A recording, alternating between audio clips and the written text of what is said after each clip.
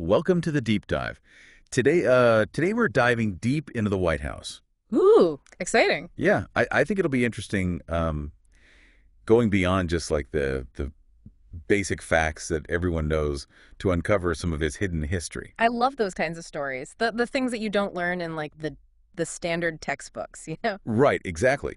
So to help us with this, we'll be using excerpts from the American History Hit podcast. Oh, cool. Yeah, and also the book The Hidden History of the White House by author Corey May. I've heard good things about that one. Yeah, me too. Yeah. Now, we all know the White House is this symbol of, American power and all that. Right. But I think you'll be surprised to discover just how much it's also a place of contradiction. Contradictions. How so?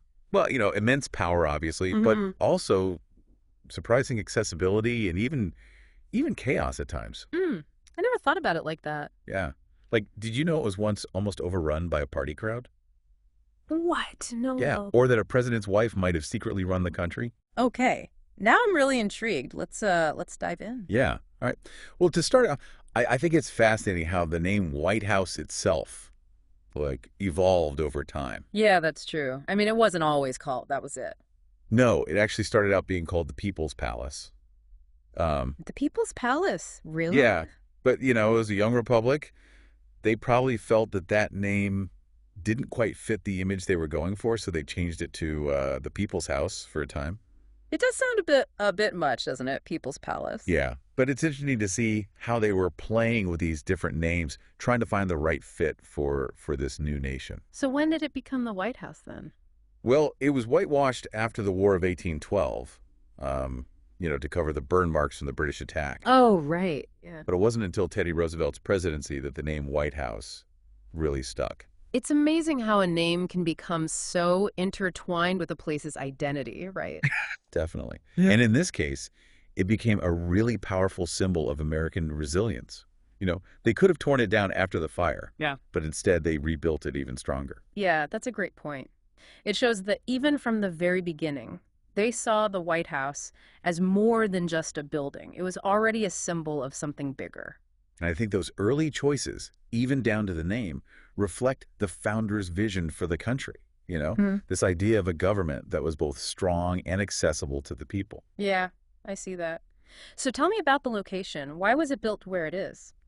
Well, George Washington himself actually played a huge role in choosing both the design and the location. I didn't realize he was so involved. Oh, yeah. He had very specific ideas about what he wanted.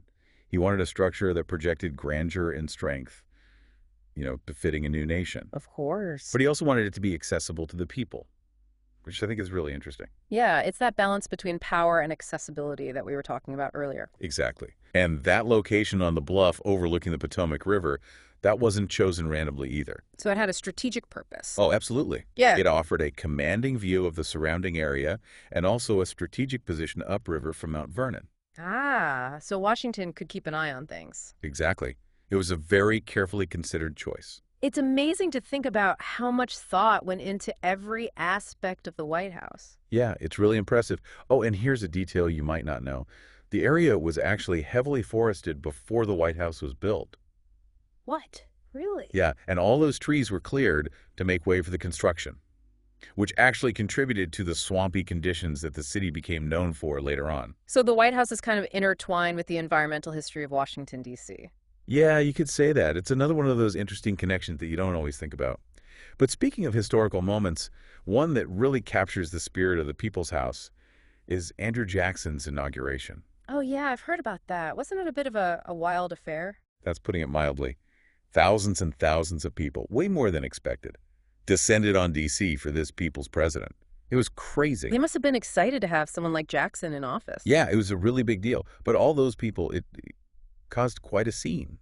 I read accounts of mud everywhere, crowds pushing and shoving just to get close to him. Wow. Broken glass, people climbing through windows just to get a glimpse of Jackson. That sounds dangerous. It was. People were worried he was going to get crushed by the crowd. Apparently, the White House steward had to lure everyone outside with tubs of alcohol just to save him. Tubs of alcohol. Wow, that's a solution, I guess. It's hard to imagine anything like that happening today, right? Yeah, Secret Service would probably have a fit. But it really shows how this event pushed the boundaries of what was considered appropriate for such a symbolic place. Right. And it also cemented the image of the White House as a place that was accessible to everyday citizens. Exactly. Not just the elite. It's like Jackson was saying, this is your house too. It makes you wonder if those early presidents could have ever imagined how the role and the White House itself would continue to change over the centuries.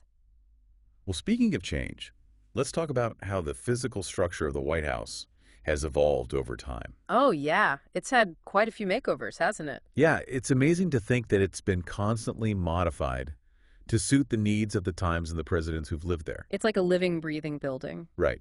Take Teddy Roosevelt, for example. He needed more office space. Makes sense. The country was growing and changing. Yeah, with the expanding presidency Mm. and the growing influence of the press.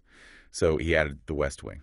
Ah, so that's when the West Wing came about. Yeah, and it was a crucial moment in American history, right? Yeah. Because it really reflects how the president's role was changing on the world stage and also how the power of media was growing. Yeah, it all ties together, doesn't it? The building, the presidency, the times. And then you have FDR, who used a wheelchair, and he made accessibility modifications to the White House, which, shows how the building has always adapted to its occupants' needs. It's a good reminder that the White House is more than just a monument. It's a real place where people live and work. Absolutely. And then there's Harry Truman.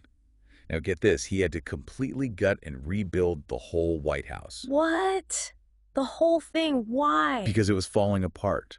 Can you believe that? Wow, I had no idea. It's surprising to learn how often the White House has been in disrepair. That's fascinating. So they basically rebuilt it from scratch. Well, they kept the original stone walls, but everything else was replaced with a modern steel framework. So it's like a bionic White House, a blend of old and new. Exactly. It's really fascinating. It makes you wonder what else they found during that renovation. Any hidden treasures or secret rooms? It does make you think, doesn't it? Yeah. I mean, we know about the classified underground areas, the Situation Room, the rumored nuclear bunker. Ooh, the mystery deepens. Makes you wonder what other secrets are hidden within those walls. Speaking of secrets, one of the most shocking stories I read in Corey Mai's book is about President Woodrow Wilson and his wife Edith. What happened? Well, after President Wilson had a debilitating stroke, his wife Edith essentially took over. Took over? What do you mean? She became the shadow president, controlling all access to him and filtering information to the public and even his cabinet. Wow, that's incredible. So for a while, she was basically running the country. It seems that way. She was making decisions that impacted the entire nation. That's pretty unsettling when you think about it. Yeah, and it raises all sorts of questions about power and secrecy in a democracy. Did anyone challenge her authority? That's the thing. The impact of this secrecy was huge. It led to a backlog of unattended business cabinet members acting independently, and it even potentially jeopardized Wilson's dream of a League of Nations. So it had real consequences. Absolutely. And historians are still debating Edith's role today. It must have been an incredibly difficult situation. Right. But it also raises questions about, the potential for abuse of power. It makes you think about the weight of responsibility that comes with holding such a powerful position. And how that weight can impact not just the president, but also those closest to them. It's a reminder that the White House isn't just an office, it's also a home. Yeah, where presidents and their families experience real life, joys and struggles. Like that anecdote about Booker T. Washington being surprised by the relaxed family atmosphere at Teddy Roosevelt's dinner. Oh, yeah, that's a great one. It's those glimpses of everyday life that really bring the history of the White House to life for me. It reminds us that these figures, these presidents, for all their power and influence, they're still human beings. With families and personal lives and all the complexities that come with that. It's a powerful reminder that even in the highest office in the land, there's a need for human connection, for moments of normalcy, for a reminder that life extends beyond the weight of the world. It makes you wonder, how do you balance those two things? The demands of leadership and the need for personal connection, especially in such a unique and often isolating environment like the White House. It's a question I think every president has to grapple with. And we'll delve deeper into that question and explore even more fascinating stories from the White House in our next episode. I can't wait. So stay tuned, folks. We've got plenty more to uncover. Yeah, it's a tough one. How do you find that balance? It's got to be hard when you're living and working in the same place where, historic decisions are made. Yeah, you're surrounded by history constantly. I mean, speaking of history, Corey Mai's book mentions this chilling assassination attempt on Abraham Lincoln. Oh, yeah, before he even reached the White House. Right. Like before he even started his presidency. It's a crazy story. It really shows you the dangers of being president. I know. And he knew about the threats against him, But he still went ahead with his journey to Washington for his first inauguration. It takes a lot of courage. And then, of course, the tragic reality is that he was assassinated just 4 years later. It's almost Shakespearean, isn't it? His presidency bookended by this specter of violence. Yeah, and what's really unsettling is that the motivations behind that early assassination plot, the hatred and the vitriol, Scary to think about. it was the same stuff that ultimately led to his death. It's a stark reminder of how divided the country was back then. And in some ways still is today. Yeah, that's true. Makes you think about the challenges of leadership, the weight of responsibility and the constant risk. For sure. It makes you appreciate the resilience of all the presidents who have served, knowing the stakes are so high. Definitely. So, what else did you find interesting in the book? Well, shifting gears a bit, I was really struck by the account of the raid that killed Osama bin Laden. Oh, yeah, that was a huge moment. It must have been so intense for everyone involved. Imagine being in the Situation Room during that operation. Oh my gosh, I can't even imagine. Making decisions with global consequences like that. And knowing that lives were on the line. It really highlights how the White House today is this command center, Right, where everything comes together. And it makes me think about all those invisible layers of the White House, the secure spaces, the communication networks. All the stuff we don't see. Yeah.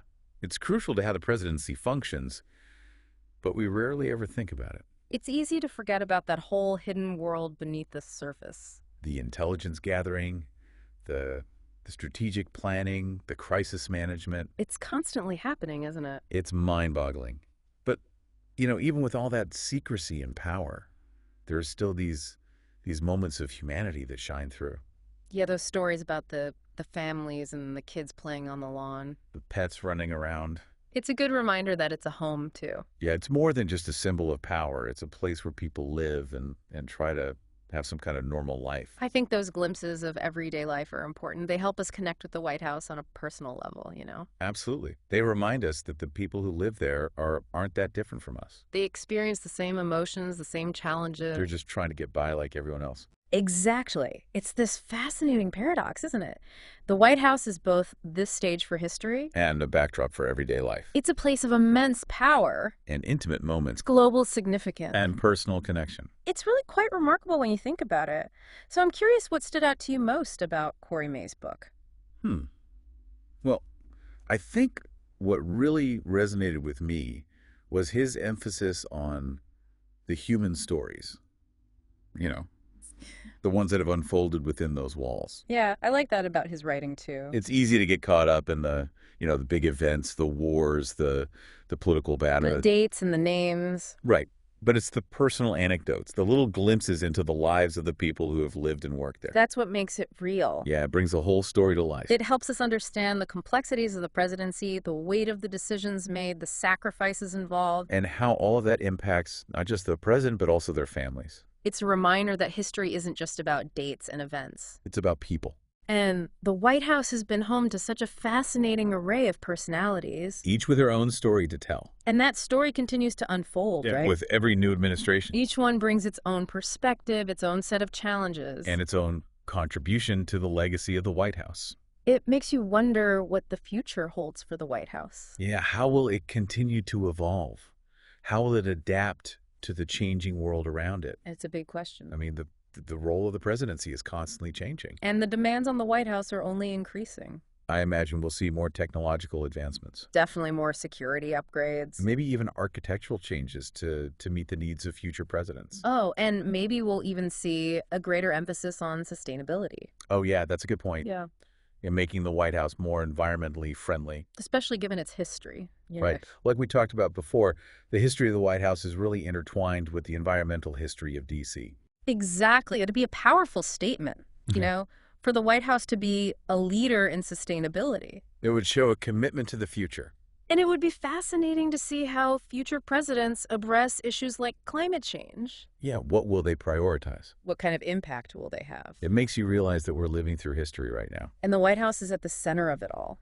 I wonder what future generations will think about our current moment in time. What will they see as the pivotal events? What stories will they tell about the people who occupied the White House during this era? It's exciting to think about. Yeah, it's a reminder that history is always being written. And the White House is a living, breathing part of that story.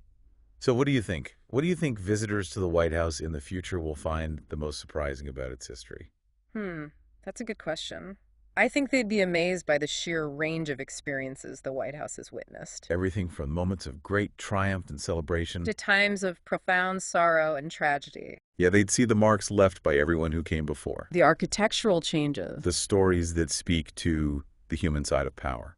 It's a reminder that the White House is so much more than just a building, It's a repository of memories, a link to the past. a symbol of our nation's enduring spirit, It's a place that continues to fascinate and inspire. even after centuries of history. That's the magic of it, I think. And I think Corey May's book really captures that sense of wonder. It reminds us that even the most familiar places can hold hidden stories just waiting to be discovered. Yeah, there's always something more to discover, isn't there? Like even with a place like the White House, you think you know it, but then Yeah. there's always more. Speaking of uncovering hidden layers, one story that really stuck with me from Corey May's book was about the Truman renovation. Oh, yeah. It's kind of hard to imagine the White House, this symbol of American power, in such a state of disrepair. I know. It's kind of wild to think about, isn't it? Yeah, you think of it as, this grand, enduring structure, but then you learn it was literally crumbling Yeah. from the inside out. It's pretty shocking. It really challenges how we see it, doesn't it? Yeah. Like I was reading the details that Corey shared, and apparently the floors were, ceilings were leaking. Oh. There were even rumors of rats. It must have been a nightmare, I can't imagine trying to work there. let alone live there. Yeah. I guess it shows that even the most powerful institutions need upkeep. Right. They need attention. You can't just coast on past glory. Yeah, you got to maintain You have to things. take care of them. Exactly. And what I found fascinating about the Truman renovation was that it wasn't just, a quick fix. Right. They completely gutted the building, Wow. preserved only the original stone walls, and then rebuilt it with a modern steel framework. So the White House we see today Yeah. is essentially a blend of old and new. Like a bionic White House. I like A that. blend of history and modernity. Really quite a powerful symbol, don't you think? Yeah. Of continuity and renewal. It is. Yeah, and that choice, to keep the original walls but modernize everything inside, Yeah. I think it speaks volumes. It shows respect for the past. But also a willingness to adapt, Right. to move with the times. Yeah. And it makes me think about all the decisions, right? Yeah. Both big and small, that have shaped the White House over the years. Yeah. All the presidents and their families, The architects, the builders. even the staff. Yeah, the everyday staff who keep it running. All those choices, all those individual actions. They've all contributed to the White House as we know it today. It reminds us that history is more than just, the big events. Right. It's the everyday stuff, too. It's about people. It's about the accumulation of all those little decisions. Yeah, and that brings us back to, I think, the central theme we've been talking about. The White House as a place of contradictions, Yeah. where immense power meets everyday life. Where history is made. But life goes on. It's this fascinating place. Yeah. It continues to fascinate us. Yeah, what do you think that is? I think it's because of those contradictions. The fact that it's both. It holds all these stories, The triumphs, the tragedies the moments of unity. and the times of division. It's all there. Yeah. And those stories, as Corey May shows us, they're not just in the history books. Right. They're part of the building itself. Woven into its fabric, Yeah, you can almost feel them, whispering from the walls. It's a reminder that the White House is more than just bricks and mortar, It's a living testament, to the spirit of America a symbol of our past. and a guide to our future. It's something special. Yeah, it is. Well said. I think that's a perfect note to end on. Yeah. We've covered a lot of ground today, from the early days of the Republic to the modern presidency. It's been a journey. And through it all, we've seen how the White House has been this stage for history A reflection of our national character and a home. to those who have shaped our nation. And if you want to learn even more, I highly recommend Corey May's book. The Hidden History of the White House. It's a fantastic read. So, as you go about your day, think about the White House, Think about the decisions made there, the lives that have been touched, the history that's been shaped. what other hidden stories might it hold. That's what I love about history. There's always something more to discover. Keep exploring Keep questioning. and keep diving deep. Thanks for joining us.